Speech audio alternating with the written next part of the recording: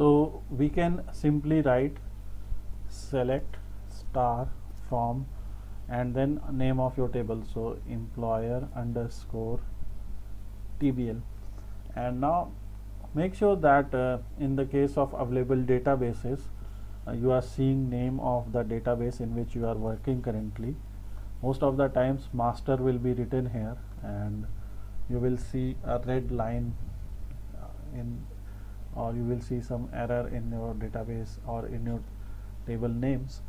Let's execute this, and now you will see invalid object name employer underscore table. Although the name is correct, but this object is not part of master database, it is part of hospital management underscore DB database.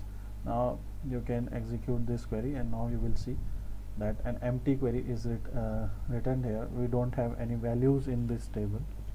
Now there are two ways of inserting values in your table. So first is the query that we have already discussed. So insert into, now after insert into you have to write the name of your table. So insert into employer underscore table. So when we have selected this database, SQL Server Management Studio while writing these queries is giving us some suggestions also. If we are seeing this red line here, that means our query is either incomplete or it is wrong. So insert into employer underscore table, then we have to write what columns do we want to insert. So we want to insert employee name, so emp underscore name. Then second we want to insert mp underscore phone, and then we want to insert emp underscore email. Now insert into employer, then I can hit enter, and then I can write the values here. So values, because employee name, employee phone and employee email, all of these values are of a string data type. So now let's say employer is ABC employer, and phone is 123 124, and email is abceemp at, let's say, slidescope.com. Now remember one more thing here, we are not writing employee ID here because employee ID is identity, and it's basically primary key, and we have already given it a seed and a increment value, so we don't have to write the identity, which is similar to primary key and auto increment in case of MySQL. Now you can execute this query, and you will see one row is affected. And now we can hide this query here. So you can comment this query, and then you can write your second query, select. So in the second case, I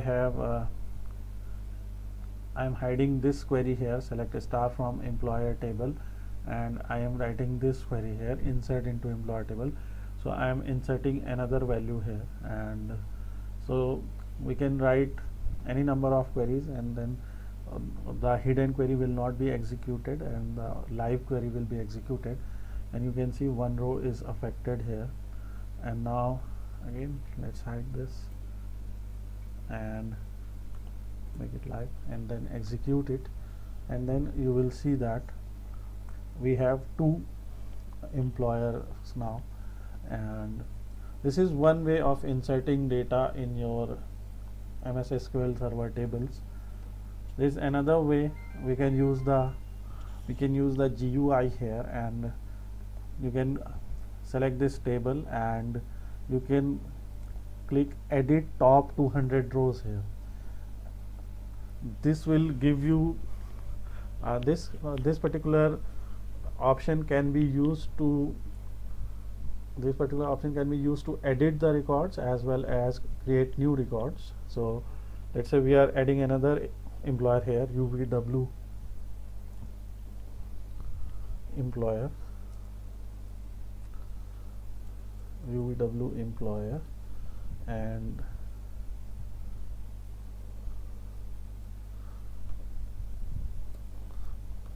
phone is, let's say, 345, and employer of the email is uvw@slidescope.com.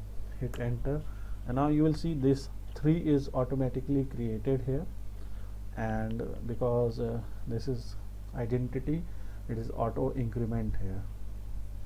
So this is how you can insert data in your tables. This is how you can create a new table, and this is a very basic overview of MS SQL.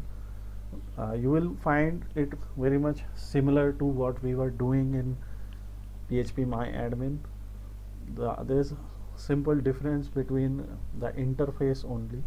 The working procedure is almost the same. Then we can do one more thing here, and we in case of PHPMyAdmin we have a structure. So in case of PHPMyAdmin we have a structure of tables. So select any particular table, and then you can click on the structure tab, and then you will see the structure of that table. So similarly, in case of MS SQL Server, SQL Server Management Studio, you can right click on any particular table, and then you can go to design, and this is the design here, right? And we can do one more thing here. Right click, and you can set it as primary key. We have set had set it to identity. We gave it a seed of 1 and increment of 1. You can make any particular key as primary key by right clicking that particular column and then setting as primary key. We can remove the primary key also, and there are other keys also, relationship indexes, keys, everything. So we'll discuss that when our course will progress further. And right now in the basics part we have this much for SQL Server Management Studio. I have already discussed how we can import an already made database which we have imported from a SQL file. This is this Northwind database. Take an exercise or try to create more tables in this HR management DB, or think about any particular organization. Think about how many type of values or what type of tables will there be in that particular organization. For example, in case of HR management, you can think of something like a website like Indeed, or a website like Monster Jobs or Naukri.com, where we have employers and we have job seekers. So job underscore seeker underscore TBL. So you can take a task and create table for a job seeker also. So and then employers will be able to create jobs. So there will be a table for new jobs, and so you can think about something like this and create a database, or you can try to create database for a sample superstore like Northwind. So I hope you have understood the concept here, and I will show you more examples in the upcoming chapters. Thanks for watching.